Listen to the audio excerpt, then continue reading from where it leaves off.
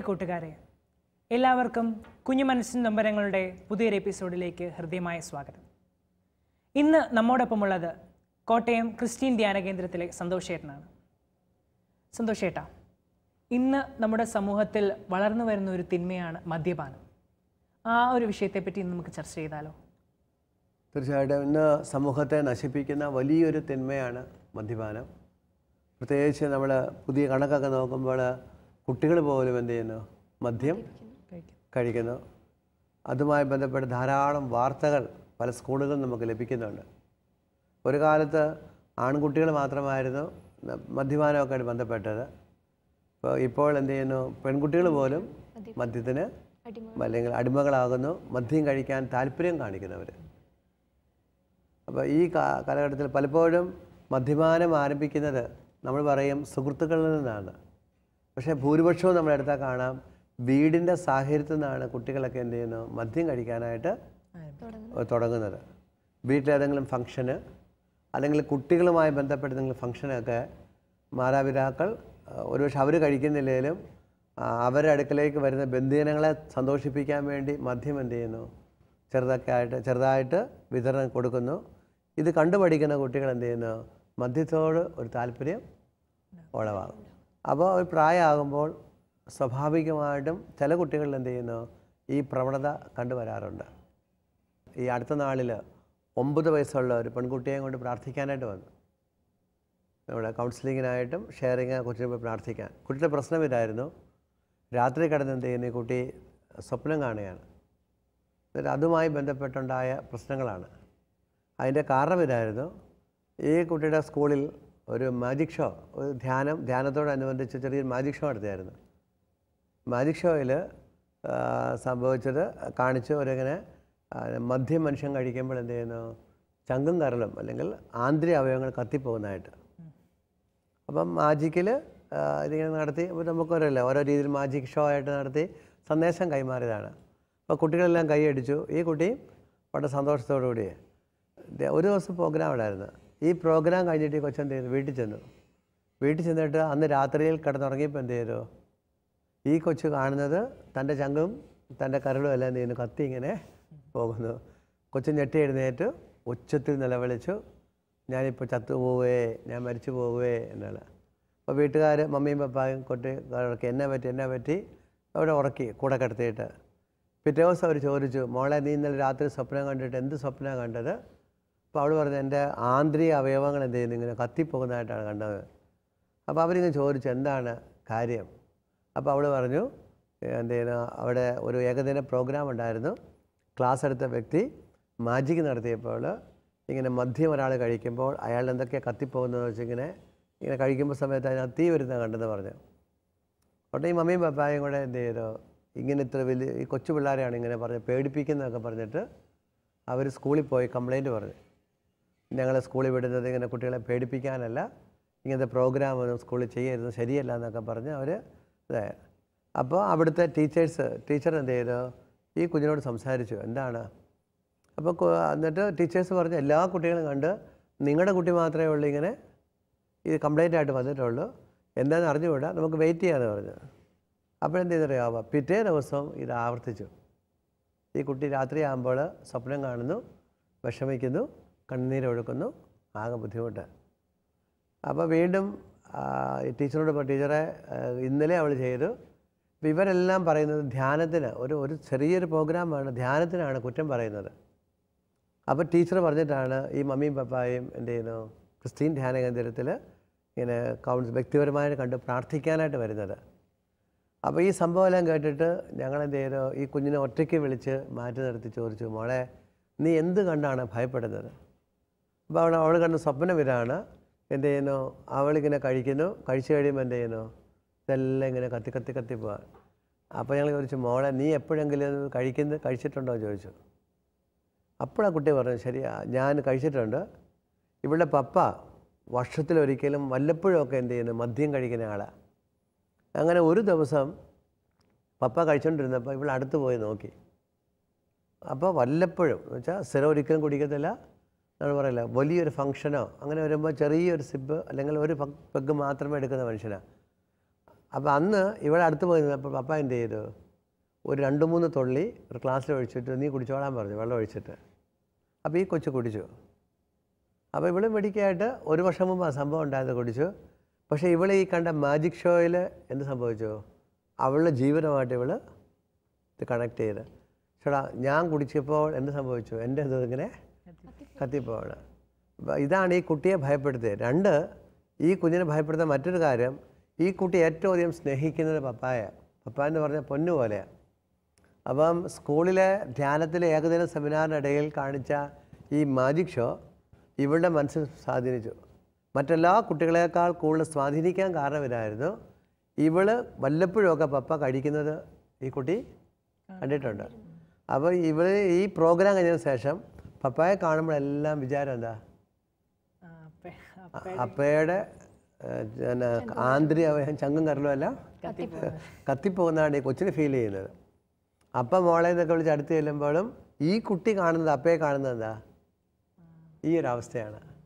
Actually ഈ കുട്ടിയുടെ പ്രശ്നത്തിൻ്റെ കാരണം ഈ രാത്രി കിടന്ന് ബഹളം വെക്കാനും ഇവരോർത്തത്, മാതാപിതാക്കൾ ആദ്യം ഓർത്തത് ഒരൊറ്റ പ്രോഗ്രാം കൂടി കുട്ടി എന്ത് ചെയ്യുന്നു മാനസികമായിട്ടെന്തോ ബുദ്ധിമുട്ടും പ്രയാസവും ഉളവായി എന്നാണ് അവർ കരുതിയത്.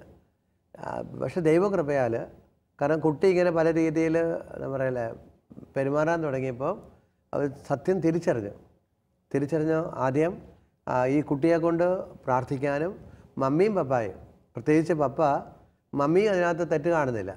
കാരണം പപ്പ എന്ത് ചെയ്യുന്നു, കള്ള് കുടിച്ചിട്ട് വീട്ടിൽ ബഹളമൊന്നും വെക്കുന്നില്ല. വളരെ ഡീസൻറ്റ്, നല്ലൊരു മനുഷ്യനാണ്.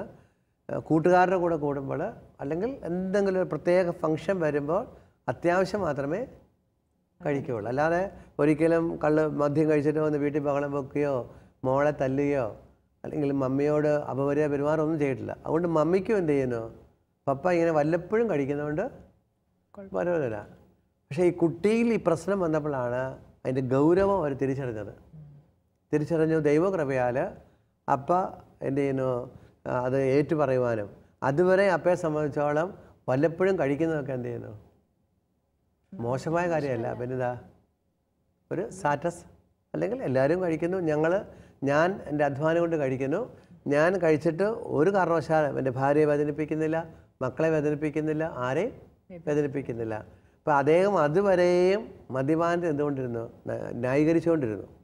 എന്നാൽ തൻ്റെ കുഞ്ഞിന് ഈ പ്രശ്നം വന്നപ്പോഴാണ് അദ്ദേഹം തിരിച്ചറിഞ്ഞത്, തൻ്റെ ചെറിയൊരു താല്പര്യം എന്ത് ചെയ്യുന്നു, കുഞ്ഞിന് ഇത്രമാത്രം നെഗറ്റീവായിട്ട് എഫക്റ്റ് ചെയ്യുമെന്ന്. ദൈവകൃപയാൽ ആ പിതാവ് മാതാവും അതുവരെ അവരുടെ വീട്ടിൽ പലപ്പോഴും മദ്യം വിളമ്പിയിട്ടുണ്ട്. വരുമ്പോൾ ഇതൊന്നും അവരെന്ത് ചെയ്യുന്നു, അത്യാവശ്യം ധ്യാനം കൂടുന്ന കുടുംബങ്ങളാണ്. പക്ഷേ ഏറ്റുപറയോ പ്രാർത്ഥിക്കുകയോ ദൈവത്തോട് മാപ്പ് ചോദിക്കുകയൊന്നും ചെയ്തിട്ടില്ല. ദൈവകൃപയാൽ അന്ന് ഈ കാര്യം വെളിപ്പെടുത്തി മമ്മിയും പപ്പായും നന്നായിട്ട് അനുദപിക്കാനും പ്രാർത്ഥിക്കാനും തയ്യാറായപ്പോൾ അവരൊന്നിച്ച് അതിനുശേഷം എല്ലാ ദിവസവും ഈ കുഞ്ഞിന് തലയിൽ കൈവച്ച് പ്രാർത്ഥിച്ചു. കാരണം കുട്ടിക്ക് സൗഖ്യം പെടണമല്ലോ. കാരണം കുട്ടിയെ സംബന്ധിച്ചോളം നാളുകളായിട്ട് ഇങ്ങനെ കണ്ടിട്ടുണ്ട്, കുട്ടിയുടെ ബർത്ത്ഡേ വരുമ്പോൾ എന്തെങ്കിലും ചെറിയ ഫംഗ്ഷൻ വരുമ്പോഴെല്ലാം അപ്പൻ കഴിക്കുന്നത് കണ്ടിട്ടുണ്ട്. അങ്ങനെ മമ്മിയും പപ്പായും മാനസാന്തരപ്പെട്ട് അല്ലെങ്കിൽ തെറ്റിനെ തെറ്റായിട്ട് അംഗീകരിച്ച് ഏറ്റുപറഞ്ഞ് പ്രാർത്ഥിക്കാൻ തയ്യാറായപ്പോൾ ഈ കുട്ടിയിലെ ഈ സ്വഭാവത്തിൽ നിന്നും കുഞ്ഞിന് വിടുതലും ലഭിക്കട്ടെ. സന്തോഷേട്ടാ, അതുപോലെ തന്നെ നമുക്കിപ്പോൾ കാണാൻ പറ്റുന്നുണ്ട്, ഇപ്പോൾ ഏതൊരു ഫംഗ്ഷൻ ആണെങ്കിലും, ഇപ്പോൾ നമ്മുടെ ദേവാലയവുമായിട്ട് ബന്ധപ്പെട്ട ഏതൊരു ഫംഗ്ഷൻ ആണെങ്കിലും, ഇപ്പോൾ ആദ്യ കുർബാന, കല്യാണം, ഇതിനൊക്കെ നമ്മുടെ ക്രൈസ്തവ ഭവനങ്ങളിൽ തന്നെ ഒരുപാട് ഈ മദ്യത്തിൻ്റെയും മറ്റും കടന്ന് കയറ്റം നമ്മൾ കാണുന്നുണ്ട്. അപ്പോൾ പലരും അതിനെ ഇങ്ങനെ സ്റ്റാറ്റസിൻ്റെ ഭാഗമാണെന്നൊക്കെ പറഞ്ഞ് ന്യായീകരിക്കുന്നുണ്ടെങ്കിലും തീർച്ചയായിട്ടും അത് തെറ്റായ ഒരു മനോഭാവമല്ലേ? അല്ല, അത് വാസ്തവത്തിൽ തെറ്റ് തന്നെയാണ്. നമ്മൾ ഈശോയോട് ചെയ്യുന്ന ഏറ്റവും വലിയ അപരാധമാണ്. ഉദാഹരണം, ആദ്യ കുർബാന സ്വീകരണത്തിൽ നമ്മുടെ ഒരു വീട്ടിലൊരു പൈതൽ, ഒരു കുട്ടി 10 വയസ്സുള്ള മോൻ എന്ത് ചെയ്യുന്നു, യേശുവിനെ സ്വീകരിച്ചുകൊണ്ട് വരുമ്പോൾ അവൻ്റെ ഭവനത്തിൽ മദ്യം വിളമ്പുമ്പോൾ എന്ത് സംഭവിക്കുന്നത്, നമ്മൾ ഒരിക്കലും ചെയ്യാൻ പാടില്ലാത്ത കാര്യമാണ് അവിടെ ചെയ്യുന്നത്. അതേപോലെ ഇപ്പം ഒത്തിരി മീഡിയയിലൊക്കെ ഒത്തിരി പോർട്രേറ്റ് ചെയ്യുന്നത് മദ്യപാനം തന്നെയാണ്. ഹീറോ മദ്യപിക്കുന്നു, ഇപ്പം ഈയിടയ്ക്ക് ഹീറോയിനും മദ്യപിക്കാൻ തുടങ്ങിയിട്ടുണ്ട്. ഇത് ഒത്തിരി നമ്മുടെ കുഞ്ഞുങ്ങളെ സ്വാധീനിക്കുന്നില്ലേ ഈ മദ്യപാനം? നമ്മൾ മദ്യപാനത്തിൽ സിനിമയിൽ ഒരു നായക നടൻ മദ്യപിക്കുമ്പോൾ, നായിക നടി മദ്യപിക്കുമ്പോൾ, നമ്മളൊരു സിനിമ കുട്ടികളാകുമ്പോൾ അത് കാണുമ്പോൾ സ്വാഭാവികമായിട്ടും അയാൾ ചെയ്യുന്നതെല്ലാം നമ്മളെന്ത് ചെയ്യും, അനുകരിക്കാനായിട്ടുള്ള പ്രവണത വരും. അത് സ്വാഭാവികമാണ്. ഒരു സിനിമ കാണുമ്പോൾ ഒരു നായകനോ നായികയോ ഇപ്പോൾ ഒരു ഡ്രസ് കോഡ് ഇട്ടാൽ ആ ഡ്രസ് കോഡ് എന്ത് ചെയ്യുന്നു? അതേപടി അനുകരിക്കും. അല്ല, ആ സിനിമ കണ്ടു കഴിയുമ്പോൾ നമുക്ക് ശ്രദ്ധിച്ചാൽ അറിയാം, ഒരു സിനിമയിൽ ഡ്രസ് കോഡ് വന്നാൽ ആ ഡ്രസ് കോഡ് അന്നേരം മാർക്കറ്റിൽ വരും. നമ്മൾ കടയിൽ പോകുമ്പോൾ തനിയെ എന്ത് ചെയ്യുന്നു? ആ സാധനം വാങ്ങിച്ചെടുക്കും. അപ്പോൾ വാസ്തവത്തിൽ മദ്യപാനത്തെക്കുറിച്ച് ഈശോ പറയുന്നത് മദ്യപാനി എവിടെ പോകത്തില്ല, സ്വർഗരാജ്യം പ്രവേശിക്കുകയെന്ന് കൃത്യമായിട്ട് പറഞ്ഞിട്ടുണ്ട്. അപ്പോൾ ആദ്യ കുർബാന സ്വീകരിച്ച് വരുന്ന പൈതൽ വീട്ടിൽ മദ്യം വിളമ്പുമ്പോൾ ഈശോ എന്ത് പറയുന്നത്? ഈശോ ആദ്യ കുർബാനയുടെ പേരിൽ എന്ത് ചെയ്യുന്നു? വചനത്തിൽ മാറ്റം വരുത്തിയിട്ടുണ്ടോ? ഒരിക്കലുമില്ല. പക്ഷെ അവിടെയാണ് നമ്മൾ തിരിച്ചറിയേണ്ടത്. ഇന്ന് പലപ്പോഴും നമ്മുടെ വ്യക്തിപരമായ ജീവിതത്തിൽ ശ്രദ്ധിച്ചാൽ അറിയാൻ സാധിക്കും, പലരും മുതിർന്നവരുടെ ജീവിതത്തിലും അവർക്ക് ദൈവത്തിൻ്റെ വചനം പാലിക്കാനോ അല്ലെങ്കിൽ അറിയാൻ മേല. അതുകൊണ്ടാണ് അവരെന്ത് ചെയ്തു ഒരുപക്ഷെ ചിലവരെങ്കിലും മദ്യപാനത്തിൽ തുടരുന്നത്. അതുപോലെ തന്നെ സന്തോഷമായിട്ടായി ഇപ്പോൾ നമ്മൾ പലപ്പോഴും കാണുന്നുണ്ട്, ഈ കോളേജിലൊക്കെ ചെല്ലുമ്പോൾ അല്ലെങ്കിൽ ഹോസ്റ്റലിലൊക്കെ ആകുമ്പോൾ ഇപ്പം ചില കുട്ടികൾ മുതിർന്ന കുട്ടികളുടെ നിർബന്ധത്തിന് വഴങ്ങിയോ അല്ലെങ്കിൽ ജസ്റ്റ് ടേസ്റ്റ് ഒന്ന് അറിഞ്ഞിരിക്കാൻ വേണ്ടി മാത്രം മദ്യപിക്കുന്നവരുണ്ട്. ചിലർക്കൊക്കെ ഒരു പക്ഷേ ആ ഒരു ഇതുകൊണ്ട് നിർത്താൻ പറ്റും. പക്ഷെ ചിലർ ആ ഒരു കാരണം മൂലം മാത്രം അതിന് അടിമപ്പെട്ടു പോകുന്ന ഒരുപാട് പേരെ നമുക്ക് കാണാൻ പറ്റും. അതുകൊണ്ടാണ് ചിലർക്ക് നിർത്താൻ പറ്റുന്നതും ചിലർ അതിനായി അടിമപ്പെട്ടു പോകുന്നതും. ചില ഹോസ്റ്റലിലൊക്കെ നമ്മൾ ചെല്ലുമ്പോൾ സീനിയേഴ്സ് എന്ത് ചെയ്യുന്നു? കുട്ടികളെ മദ്യം കഴിക്കാനായിട്ട് പ്രേരിപ്പിക്കും. എന്നിട്ട് അവർ പറയുന്നത് ടേസ്റ്റ് മാത്രം നോക്കിയാൽ മതി. ഇപ്പോൾ മോൻ പറഞ്ഞതുപോലെ ചിലവരെന്ത് ചെയ്യുന്നു? ടേസ്റ്റ് നോക്കുന്നു, എന്നിട്ട് അവിടെ കൊണ്ട് നിർത്താൻ അവരെ കൊണ്ട് സാധിക്കുന്നു. പക്ഷെ ചിലവർക്ക് പറ്റിയല്ല. പറ്റാത്തതിൻ്റെ ഒരു കാരണം ചില കുട്ടികളുടെ കുടുംബത്തിൽ എന്ത് ചെയ്യുന്നു? അവരുടെ തലമുറ പരിശോധിച്ചാൽ കാണാം, മദ്യപാനത്തിൻ്റെതായിട്ടുള്ളൊരു സ്വഭാവ രീതി അവർക്കുണ്ട്. വല്യപ്പച്ചൻ കുടിയനായിരുന്നു, അപ്പൻ കുടിക്കുമായിരുന്നു. അപ്പോൾ അങ്ങനെയുള്ളൊരു കുട്ടിയെ സംബന്ധിച്ചോളം അവൻ +2 വരെ കുടിച്ചിട്ടില്ലെങ്കിലും അവൻ്റെ ജീനുകളിൽ അവൻ്റെ സ്വഭാവത്തിൽ എന്ത് കിടപ്പുണ്ട്? ചിലപ്പോൾ ഈ മദ്യപാനത്തിൻ്റെതായ ഒരു ശൈലി, ഒരു ടേസ്റ്റ് കിടപ്പുണ്ട്. ഒരുപക്ഷെ 12 അല്ലെങ്കിൽ +2 വരെയുള്ള കാലഘട്ടങ്ങളിൽ അവന് അതിന് വേണ്ട സൗകര്യങ്ങളൊന്നും കിട്ടിയില്ല. പക്ഷെ അവൻ്റെ ജഡത്തിൽ ശരീരത്തിൽ എന്ത് ചെയ്ത് മറിഞ്ഞ് കിടപ്പുണ്ട്. അങ്ങനത്തെ ഒരു കുട്ടി, കാരണം എൻ്റെ ശരീരത്തിൽ ഇപ്പോൾ എന്ത് ചെയ്യുന്നു? നമ്മൾ പറയില്ലേ, മറിഞ്ഞ് കിടക്കുന്നുണ്ടെങ്കിൽ അതിന് അനുയോജ്യമായ ഒരു സാധനം വരുമ്പോൾ അത് പുറത്തോട്ട് വരും. ഇപ്പോൾ എൻ്റെ പപ്പ മമ്മി അല്ലെങ്കിൽ പപ്പായും വല്യപ്പച്ചനും ഒക്കെ ഇങ്ങനെ നന്നായിട്ട് മദ്യം കഴിക്കുന്ന ഒരാളാണെങ്കിൽ ആ ടേസ്റ്റ് എൻ്റെ ശരീരത്തിൽ കിടപ്പുണ്ട്. പക്ഷേ ഞാൻ +2 വരെ എന്ത് ചെയ്യുന്നു? ഒന്നും കഴിച്ചിട്ടുമില്ല, എന്നെ അറിയില്ല. പക്ഷേ ഹോസ്റ്റലിൽ ചെന്ന അവസരത്തിൽ ഇത് കിട്ടുമ്പോൾ എൻ്റെ ഉള്ളിൽ കിടക്കുന്ന സാധനം എന്ത് ചെയ്യും? ഉണരും. ഈ ഉണരുന്ന വഴിക്ക് ചിലപ്പോൾ എനിക്ക് നിയന്ത്രിക്കാനായിട്ട് പറ്റാതെ വരാം. ഇപ്പം നമ്മൾ കാണുന്നുണ്ട് ഈ ചെറിയ ചെറുപ്പക്കാരിൽ തന്നെ മദ്യപിക്കുക എന്ന് പറയുന്നത് അവരുടെ ഒരു ആണത്തത്തിൻ്റെ ഒരു സിമ്പിളാണ്. പറയുന്നത് നീ ആണാണെങ്കിൽ നീ കുടിക്കും എന്ന് പറഞ്ഞ് പ്രേരിപ്പിച്ച് കുടിപ്പിക്കുന്ന ഒത്തിരി പേരുണ്ട്. അപ്പം ഇങ്ങനത്തെ ആൾക്കാരെ എന്ത് പറഞ്ഞിട്ടാണ് ഇതിനെതിരായി നിൽക്കുക? അപ്പോൾ ഇന്ന് ചില കുട്ടികളുടെ നമ്മൾ പറയില്ല, സ്റ്റാറ്റസിൻ്റെ അല്ലെങ്കിൽ ആണത്വം കാണിക്കാനായിട്ട്, ഈ ആണത്വം കാണിക്കാനായിട്ട് ഇപ്പം നീ ആണാണ് എങ്കിൽ നീ മരത്തിൻ്റെ മുകളിൽ ചാടാൻ പറഞ്ഞാൽ ചാടിയാൽ എന്ത് ചെയ്യും? അതിന് അപകടം വരും. അപ്പം നമ്മളൊരിക്കലും പാപം ചെയ്തിട്ടല്ല നമ്മുടെ ആണത്വം പ്രകടമാകേണ്ടത്. അപ്പോൾ ഇങ്ങനത്തെ സാഹചര്യത്തിൽ നമ്മൾ മാറി നിൽക്കാമെന്നാണ് നമുക്ക് ടെൻഡൻസി ഉള്ളത്. നമുക്ക് അങ്ങനത്തെ കൂട്ടുകാർ എന്ന് വെച്ചാൽ നിനക്ക് ധൈര്യം ഉണ്ടെങ്കിൽ തീ ചാടാൻ പറഞ്ഞാൽ ചാടിയാൽ എന്ത് ചെയ്യുന്നു? അവനൊന്നും നഷ്ടപ്പെടാനില്ല, ചാടുന്നതിൻ്റെ ജീവിതം നഷ്ടപ്പെട്ടു പോവാണ്. അവിടെയാണ് നമ്മൾ ഈശോയോട് ചേർന്ന് ഡിസിഷൻ എടുത്ത് നിന്നാൽ മാത്രമേ ഉള്ളൂ നമുക്ക് ഈശോയുടെ കൃപയിൽ വളരുവാനായിട്ട് സാധിക്കുകയുള്ളൂ. അപ്പോൾ ഇവിടെ നേരത്തെ പറഞ്ഞതുപോലെ നമുക്ക് നമ്മുടെ കുടുംബത്തിൽ മദ്യത്തിൻ്റെ ആ ഒരു ടെൻഡൻസി എന്തെങ്കിലും ഉണ്ടെങ്കിൽ നമ്മുടെ കടമയാണ് അങ്ങനത്തെ മേഖലയിൽ നിന്ന് നമ്മൾ എന്ത് ചെയ്യണം? ബോധപൂർവം ഒഴിഞ്ഞു മാറുക. ഒരുപക്ഷെ നിങ്ങൾക്കറിയാവുന്നൊരു കുഞ്ഞ് സംഭവകഥയുണ്ട്. ഒരിക്കലും അപ്പനും മോളും കൂടെ കൊച്ചുകുട്ടിയായിരുന്നു. അവളെ കൊണ്ട് ഒരു സൂവിൽ മൃഗശാലയിൽ പോയപ്പോൾ അവിടെ ഒരു പുള്ളിപ്പുലിയുടെ ഒരു കുഞ്ഞിനെ വിൽക്കാനുണ്ടായിരുന്നു. കുറേ പപ്പ എന്ത് ചെയ്യുന്നു? മോൾ ആവശ്യപ്പെട്ടപ്പോൾ അത് വാങ്ങിച്ചു കൊടുത്തു. അങ്ങനെ ഇവരുടെ വീട്ടിൽ, ഇവർ നല്ലൊരു വീടാണ്, ആ വീട്ടിൽ ഈ കൊച്ചിനെ എന്ത് ചെയ്യുന്നു? ഈ പുലിയുടെ കുഞ്ഞിനെ വളർത്തിക്കൊണ്ട് വന്നു. ഈ കുഞ്ഞുമായിട്ട് എന്ത് ചെയ്യുന്നു? ഭയങ്കര സ്നേഹമാണ് ഈ പുലിക്ക്, ഭയങ്കര സന്തോഷം, അപ്പനും സന്തോഷം, കൊച്ചിനെ കളിക്കാൻ കൂട്ടായിട്ടാണ്. അങ്ങനെ 2 വർഷം കഴിഞ്ഞപ്പോഴേക്കും എന്ത് ചെയ്യുന്നു? അപ്പനും അമ്മയും കൂടെ എന്ത് ചെയ്യുന്നു? പുറത്തുനിന്ന് പോയി അത്യാവശ്യമായിട്ട്. തിരിച്ച് വന്നപ്പോൾ കാണുന്ന കാഴ്ച എന്ത് ചെയ്യുന്നു? അവിടെ മുഴുവൻ രക്തം മുഴുവൻ നിറഞ്ഞു കിടക്കുകയാണ്. അവർ മുറിക്കകത്ത് നോക്കിയപ്പോൾ ദാരുണമായ കാഴ്ച കണ്ടു. തൻ്റെ കുഞ്ഞിനെ എന്ത് ചെയ്യുന്നു, ഈ പുള്ളിപ്പുലി കടിച്ച് കീറി പൂർണ്ണമായിട്ടും നശിപ്പിച്ചു, അല്ലെങ്കിൽ മരണത്തിന് മരിച്ചിരിക്കുകയാണ്. അപ്പോൾ ഈ അപ്പയ്ക്ക് ഭയങ്കര സങ്കടം വന്നു. കാരണം 2 വർഷമായിട്ട് ഈ മോളും ഈ പുള്ളിപ്പുലിയുടെ കുഞ്ഞും, അല്ലെങ്കിൽ കുഞ്ഞും വളർന്നു വന്നപ്പോൾ ഒന്നിച്ച് നിന്നാണ്.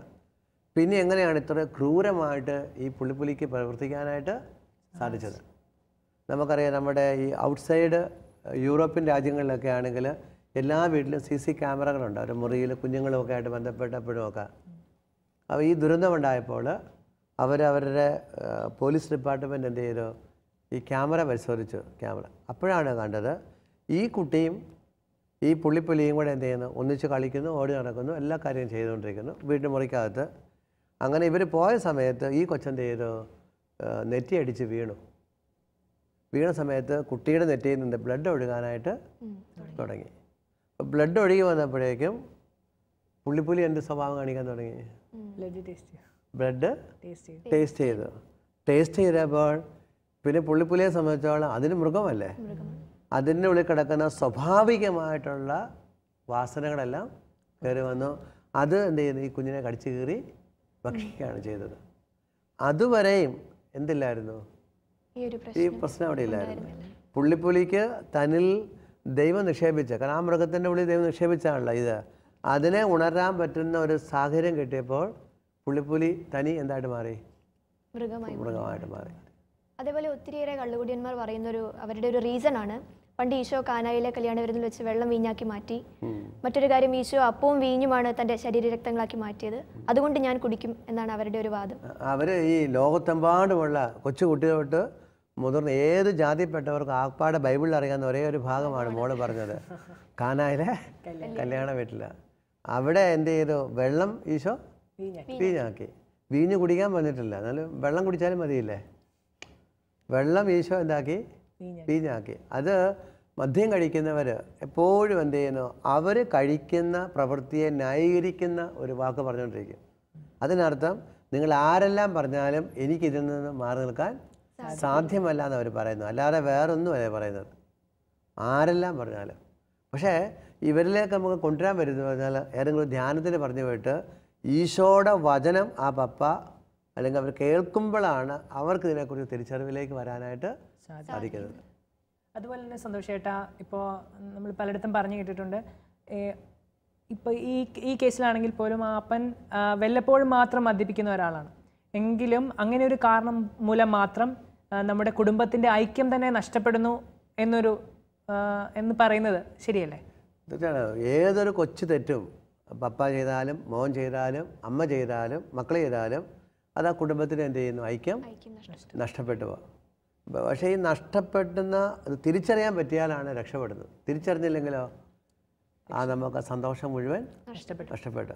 ബൈബിളിൽ നമുക്ക് നോക്കുമ്പോൾ കാണാൻ സാധിക്കും, ഉൽപ്പത്തി പുസ്തകത്തിൽ ഇതിന് സമാനമായ ഒരു സംഭവം പറയുന്നുണ്ട്. ഉൽപ്പത്തി പുസ്തകത്തിലെ ഒരു നല്ല കുടുംബമായിട്ടാണ് നോഹയുടെ കുടുംബത്തെക്കുറിച്ച് ബൈബിൾ പറയുന്നത്. അതിൻ്റെ 6-ാം അധ്യായം, ഉൽപ്പത്തി പുസ്തകം 6-ാം അധ്യായം, അതിൻ്റെ 13-ാമത്തെ വാക്യം വായിക്കാം. ദൈവം നോഹയോട് അരുൾ ചെയ്തു, ജീവജാലങ്ങളെയെല്ലാം നശിപ്പിക്കാൻ ഞാൻ നിശ്ചയിച്ചിരിക്കുന്നു. അവർ മൂലം ലോകം അധർമ്മം കൊണ്ട് നിറഞ്ഞിരിക്കുന്നു. ഭൂമിയോടുകൂടി ഞാൻ അവരെ നശിപ്പിക്കും. ഗോഫർ മരം കൊണ്ട് നീ ഒരു പെട്ടകമുണ്ടാക്കുക, അതിൽ മുറികൾ തിരിക്കുക, അതിൻ്റെ അകത്തും പുറത്തും കീല് തേക്കണം. ദൈവം പെട്ടകം ഉണ്ടാക്കേണ്ട കാര്യം പറയും. ഒരപ്പനോട് ദൈവം പറയുന്നു പെട്ടകം ഉണ്ടാക്കുക, ലോകത്തെ നമ്മൾ നശിപ്പിക്കാൻ പോവാണ്. ബൈബിൾ താഴോട്ട് നമ്മൾ വായിച്ചു വരുമ്പോൾ കാണാൻ സാധിക്കും, ദൈവം പറഞ്ഞതനുസരിച്ച് അപ്പൻ പെട്ടകം പണിയുന്നു, അമ്മ അതിനോട് ചേർന്ന് നിൽക്കുന്നു. മമ്മിയും പപ്പായും ചേർന്ന് നിന്നപ്പോൾ എന്ത് ഗുണമുണ്ടായി? അവർ 3 മക്കളുണ്ട്, ആമക്കൾ. ഈ 3 ആമക്കളും എന്ത് ചെയ്യുന്നു, അതിനോട് ചേർന്ന് നിൽക്കുന്നു. അപ്പോഴാണ് ഈ 3 ആൺമക്കളും കല്യാണം കഴിച്ചു. അപ്പോൾ ആ വീട്ടിലേക്ക് 3 പെൺമക്കളൂടെ വന്നു, എന്ന് വെച്ചാൽ 3 മരുമക്കൾ വന്നു. അവരും എന്ത് ചെയ്യുന്നു, ഈ കുടുംബത്തോട് ചേർന്ന്. അപ്പോൾ പപ്പായും മമ്മിയും 3 ആൺമക്കളും അവരുടെ ഭാര്യമാരും, അങ്ങനെ 8 പേരെന്ത് ചെയ്യുന്നു, ഒന്നിച്ച് നിൽക്കുകയാണ്. അന്ന് വരെ ഈ ഭൂമിയിൽ എന്തുണ്ടായിട്ടില്ല, പ്രളയം ഉണ്ടായിട്ടില്ല. ഇവർ കപ്പൽ പണിയുന്നത് എവിടെയാണ്? വലിയൊരു പർവ്വതത്തിൻ്റെ മുകളിലാണ് നാനം. അപ്പോൾ അതുവരെ ഒരു പ്രളയം ഉണ്ടായിട്ടില്ല. അപ്പോൾ ഇവർ പണിയുമ്പോൾ ചുറ്റുപാട് നോക്കുമ്പോൾ എല്ലാം എന്ത് ചെയ്യുന്നു, എല്ലാവരും ഇവരെ കളിയാക്കുമ്പോൾ എല്ലാം അവർ പറയും എന്താണ്, നോഹ പറയും ഇത് ദൈവം ഞങ്ങളോട് ആവശ്യപ്പെട്ടാണ്. പക്ഷേ ഈ 3 ആൺകുട്ടികൾ വൈകുന്നേരം കളിക്കാനായിട്ട് പോകുമ്പോൾ അവരുടെ കൂട്ടുകാർ പറയും, എന്ത് നിൻ്റെ പപ്പായ്ക്ക് എന്നാണോ തലയ്ക്ക് വല്ല സുഖമില്ല എന്നൊക്കെ ചോദിക്കാം. അപ്പോഴും അവർ പറയല്ല, പപ്പായോട് ദൈവം സംസാരിച്ചു, ഞങ്ങളൊരു പെട്ടകം ഉണ്ടാകും. അപ്പോൾ പപ്പായും മമ്മി ഒന്നിച്ച് നിൽക്കുന്നു, 3 ആൺമക്കൾ ഒന്നിച്ച് നിൽക്കുന്നു, അവരുടെ വീട്ടിലോട് ചേർക്കപ്പെട്ട മരുമക്കളും ഒന്നിച്ച് നിൽക്കുന്നു. അങ്ങനെ എൻ്റെ 7-ാം അധ്യായം 1-ാമത്തെ വാക്യം വായിച്ചേ. കർത്താവ് നോഹയോട് അരുൾ ചെയ്തു, നീയും കുടുംബവും പെട്ടകത്തിൽ പ്രവേശിക്കുക. ഈ തലമുറയിൽ നിന്നെ ഞാൻ നീതിമാനായി കണ്ടിരിക്കുന്നു. നീയും നിൻ്റെ കുടുംബവും, മമ്മിയും പപ്പായും 3 മക്കളും അവരുടെ മരുമക്കളും എന്ത് ചെയ്യണം? പെട്ടകത്തിനുള്ളിലേക്ക് പ്രവേശിക്കുക. വീണ്ടും 7-ാം അധ്യായം 16-ാമത്തെ വാക്യം വായിക്കാം. സകല ജീവജാലങ്ങളും നോഹിയോട് ദൈവം കൽപ്പിച്ചിരുന്നത് പോലെ ആണും പെണ്ണുമായി അകത്ത് കടന്നു. കർത്താവ് നോഹിയെ പെട്ടകത്തിലടച്ചു. കർത്താവ് അവരുടെ കുടുംബത്തെ മുഴുവൻ പെട്ടകത്തും എല്ലാവിധ സംരക്ഷണവും. അപ്പോൾ അപ്പനും അമ്മയും മക്കളും മരുമക്കളും എല്ലാം ഒന്നിച്ച് നിൽക്കുന്ന വലിയൊരു ഐശ്വര്യം ആ കുടുംബത്തിലുണ്ടായി. നമ്മൾ നോക്കുമ്പോൾ ഭയങ്കര സന്തോഷമാണ് കുടുംബം. അപ്പൻ, അമ്മ, 3 മക്കൾ, അവർ മരുമക്കളെ ഒന്നിച്ച് തിന്നുന്നു, ഭക്ഷണം കഴിക്കുന്നു. അവരുടെ കപ്പലിനകം തന്നെ ഒരു സൂ പോലെ അല്ലേ, എല്ലാ മൃഗങ്ങളും. എന്തൊരു സന്തോഷമാണ്. നമ്മുടെ ഭാവനയിൽ കണ്ടാൽ ഏറ്റവും നല്ല കുടുംബമാണ്. നമ്മളൊക്കെ വർഷത്തിൽ ഒരിക്കലോ 2-3 വർഷം കൂടുമ്പോഴാണ് സൂവിൽ പോകുന്നത്. പക്ഷെ ഇവിടെ എന്ത് ചെയ്യുന്നു? സെലിബ്രേറ്റ് ചെയ്തവർ ജീവിക്കുക. അത്രയും സന്തോഷത്തോടെ നിന്ന കുടുംബമാണ്. അതിനുശേഷം എന്ത് ചെയ്തു? പ്രളയത്തിൻ്റെ കാലഘട്ടം കഴിഞ്ഞപ്പോഴേക്കും അവർ ഭൂമിയിലേക്ക് തിരിച്ചു വന്നു ജീവിക്കാൻ ആരംഭിച്ചു. അപ്പോൾ ബൈബിളിൽ ആ കുടുംബത്തിന് വന്ന തകർച്ചയെക്കുറിച്ച് എഴുതിയിട്ടുണ്ട്. നമ്മൾ ചിലപ്പോൾ ചിന്തിക്കും, എന്തുകൊണ്ടാണ് ഇത്രയും ഐശ്വര്യമുള്ള കുടുംബത്തിൻ്റെ തകർച്ചയും ദൈവം എഴുതി വെച്ചിരിക്കുന്നത് പറഞ്ഞാൽ ആ തകർച്ച നമ്മുടെ വീട്ടിൽ സംഭവിക്കാതിരിക്കാനാണ്. അവിടെ വചനം പറയുന്നുണ്ട്. അതിൻ്റെ ഉൽപ്പത്തി പുസ്തകം 9-ാം അധ്യായം, ഉൽപ്പത്തി പുസ്തകം 9-ാം അധ്യായത്തിൽ എൻ്റെ 21-ാമത്തെ വാക്യം വായിക്കാം. 21-22 വായിക്കാം. വായിച്ചേ. വീഞ്ഞു കുടിച്ച് മത്തനായി നോഹ കൂടാരത്തിൽ നഗ്നനായി കിടന്നു. കണ്ട, വീഞ്ഞു കുടിച്ചു. ശ്രദ്ധിക്കുക, ബൈബിൾ പറയുന്നുണ്ട്. അതിൻ്റെ 20 വായിച്ച മോൻ. നോഹ ഭൂമിയിൽ കൃഷി ചെയ്യാൻ തുടങ്ങി. അവനൊരു മുന്തിരിത്തോട്ടം വെച്ച് പിടിപ്പിച്ചു. ഒരു മുന്തിരിത്തോട്ടം വെച്ച് പിടിപ്പിച്ചു. അതിനുശേഷം മുന്തിരി എടുത്തിട്ട് അതിനകത്ത് വീഞ്ഞു കുടിച്ചു. വീഞ്ഞിനകത്ത് എന്തുണ്ട്? ലഹരിയുണ്ട്. ആ ലഹരി പിടിച്ചപ്പോൾ ഈ അപ്പ കിടന്നുറങ്ങിയ സമയത്ത് അദ്ദേഹത്തിൻ്റെ ദേഹത്തുള്ള വസ്ത്രം മാറിപ്പോയി. ഇത് ആര് കാണാൻ ഇട വന്നു? അടുത്ത വാക്യം വായിക്കാം. കാനാന്റെ പിതാവായ ഹാം തൻ്റെ പിതാവിനെ നഗ്നനായി കാണുകയും അക്കാര്യം പുറത്തുണ്ടായിരുന്ന തൻ്റെ 2 സഹോദരന്മാരോട് പറയുകയും ചെയ്തു. ഇളയ കുട്ടിയിൽ ഒരു മകൻ എന്ത് ചെയ്യുന്നു? അപ്പനിങ്ങനെ വസ്ത്രമില്ലാതെ കിടക്കുന്നത് കാണാൻ ഇട വന്നു. അവൻ വന്ന് എന്ത് ചെയ്യുന്നു? വിഷമത്തോടുകൂടി പുറത്ത് വന്ന് പറഞ്ഞു. അപ്പോൾ ബാക്കി 2 സഹോദരങ്ങൾ എന്ത് ചെയ്തു? വായിക്കാം. ഷേമും യാഫത്തും ഒരു തുണിയെടുത്ത് തങ്ങളുടെ തോളിലിട്ട് പുറകോട്ട് നടന്നു ചെന്ന് പിതാവിൻ്റെ നഗ്നത മറച്ചു. അവർ മുഖം തിരിച്ചു പിടിച്ചിരുന്നത് കൊണ്ട് പിതാവിൻ്റെ നഗ്നത കണ്ടില്ല. ഉണ്ട്. പിതാവിൻ്റെ നഗ്നത കാണാതെ ബാക്കി 2 കുട്ടികൾ എന്ത് ചെയ്തു? അപ്പൻ്റെ നഗ്നതയെ മറച്ചു വന്നു. അതിനുശേഷം ഈ ലഹരി വിട്ട അടുത്ത വാക്യം നമുക്ക് വായിക്കാം. ലഹരി വിട്ടുണർന്ന നോഹ തൻ്റെ ഇളയ മകൻ ചെയ്തതെന്തെന്നറിഞ്ഞു. അവൻ പറഞ്ഞു, കാനാൻ ശപിക്കപ്പെടട്ടെ. കാനാൻ ശപിക്കപ്പെടട്ടെ എന്ന് പറഞ്ഞു.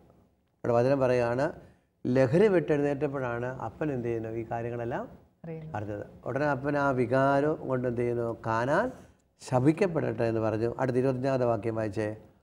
അവൻ തൻ്റെ സഹോദരർക്ക് ഹീനമായ ദാസ്യവേല ചെയ്യുന്നവനായിരിക്കും. ദാസ്യവേല ചെയ്യുന്നവനായിരിക്കട്ടെ എന്ന് പറഞ്ഞു. അപ്പൻ്റെ വായിൽ നിന്ന് പുറപ്പെടാൻ പാടില്ലാത്ത വാക്കുകൾ പുറപ്പെട്ടു.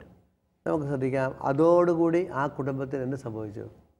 ഐക്യം നഷ്ടപ്പെട്ടു. സമാധാനം നഷ്ടപ്പെട്ടു. അപ്പോൾ ഇതേപോലെ നമ്മുടെ പല കുടുംബങ്ങളിലും ചെറിയ തെറ്റുകളാണ് പലപ്പോഴും എന്ത് ചെയ്യുന്നത്? കുടുംബത്തിൻ്റെ എല്ലാ സംവിധാനങ്ങളെയും തകിടം മറിക്കുന്നത്. അപ്പം ഇപ്പം നമുക്ക് തോന്നും അപ്പൻ ചെറുതായിട്ടുള്ള കുഴിച്ചുള്ളൂ, പക്ഷേ ആ ലഹരി മൂലമുണ്ടായ മക്കൾ കാണാൻ പാടില്ലാത്തത് കാണുന്നു, അതുമൂലം ചെറിയ പ്രശ്നമുണ്ടാകുന്നു. അപ്പൻ പറയാൻ പാടില്ലാത്ത മുഴുവൻ പറഞ്ഞു പോകുന്നു. അതോടുകൂടി പെട്ടകത്തിനുള്ളിൽ അവർക്ക് ലഭിച്ച മുഴുവൻ സന്തോഷം ആ കുടുംബത്തിന് എന്ത് ചെയ്യുന്നു? നഷ്ടപ്പെടുന്നു. അപ്പോൾ ഇന്ന് ഈശോ നമ്മളോട് പറയുന്നത്, നമ്മുടെ ഒരു കുട്ടിയായാലും മമ്മിയായാലും പപ്പയായാലും ഈശോയ്ക്ക് ഇഷ്ടമില്ലാത്തൊരു പ്രവൃത്തി വീട്ടിൽ ചെയ്യുമ്പോൾ ആ കുടുംബത്തിന് എന്ത് വരുന്നു? ഐക്യവും സമാധാനവും നഷ്ടപ്പെടും. അങ്ങനെ ഐക്യവും സമാധാനവും മാതാപിതാക്കൾ തമ്മിൽ മക്കൾ നഷ്ടപ്പെടുമ്പോൾ അവിടെ വസിക്കുന്ന ഒരു കുട്ടിക്ക് നന്നായിട്ട് പഠിക്കുവാൻ സാധിക്കത്തില്ല. അപ്പോൾ നമുക്കിന്ന് പ്രകാരം പ്രാർത്ഥിക്കാം. നമുക്ക് പ്രിയപ്പെട്ട മാതാപിതാക്കളെ, കുട്ടികളെ, നിങ്ങളുടെ കുടുംബത്തെ നശിപ്പിക്കുന്ന ഏതെങ്കിലും തിന്മകൾ നിങ്ങൾക്ക് കണ്ടെത്തുമ്പോൾ അതിനോട് നിങ്ങൾ ന്യായീകരിക്കരുത്. മറിച്ച് അത് ബോധപൂർവം അനുദപിക്കാനും പ്രാർത്ഥിക്കാനും യേശുവിൻ്റെ സഹായം തേടാൻ തയ്യാറായാൽ യേശു നിങ്ങളുടെ പാപം എടുത്ത് മാറ്റും. അതുവഴി നിങ്ങളുടെ കുടുംബം, നമ്മുടെ കുടുംബം യേശുവിൻ്റെ കുടുംബമായി, തിരുക്കുടുംബമായിട്ട് മാറും. അതിനുള്ള അഭിഷേകം, ജ്ഞാനം, പാപത്തെ കണ്ടെത്തുവാനുള്ള പ്രത്യേക അഭിഷേകം ഈ ദിവസം നിങ്ങൾക്ക് ലഭിക്കട്ടെ എന്ന് പ്രാർത്ഥിക്കുന്നു. പ്രിയപ്പെട്ട ഈശോയെ, ഞങ്ങളുടെ കുടുംബങ്ങളിലുള്ള മദ്യപാനം എന്നൊരു തിന്മയെ ഞങ്ങൾ അങ്ങയുടെ തിരുമുൻപിൽ സമർപ്പിക്കുന്നു. ലോകത്ത് എത്രയേറെ കുടുംബങ്ങളാണ് ഈ തിന്മയാൽ അവരുടെ ഐശ്വര്യം നഷ്ടപ്പെടുത്തിയിരിക്കുന്നത്. ഈ കുടുംബങ്ങളെ അനുഗ്രഹിക്കണമേ. അവരിൽ കടന്നുകൂടിയിരിക്കുന്ന ഈ തിന്മയെ പിഴുതെടുത്ത് കളയുവാൻ അങ്ങ് അവരെ സഹായിക്കണമേ. പ്രിയ കൂട്ടുകാരെ, നാം ഇന്ന് കണ്ടു ഒരു ചെറിയ തോതിലുള്ള മദ്യപാനം ഒരു കുടുംബത്തിൻ്റെ ഐക്യവും സമാധാനവും എങ്ങനെ നശിപ്പിച്ചുവെന്ന്. അതുപോലെ തന്നെ നമ്മുടെ ഉള്ളിലെ തിന്മകൾ ചെറുതാണെങ്കിലും അവ ഏറ്റുപറഞ്ഞ് അനുദപിച്ച് ദൈവത്തിനു മുൻപിൽ ഐക്യമുള്ള കുടുംബമായി നമുക്ക് ജീവിക്കാം. അടുത്ത എപ്പിസോഡിലൂടെ വീണ്ടും കാണുന്നത് വരെ നമുക്ക് പ്രാർത്ഥനയിൽ പരസ്പരം ഓർക്കാം. ദൈവം നമ്മെ അനുഗ്രഹിക്കട്ടെ.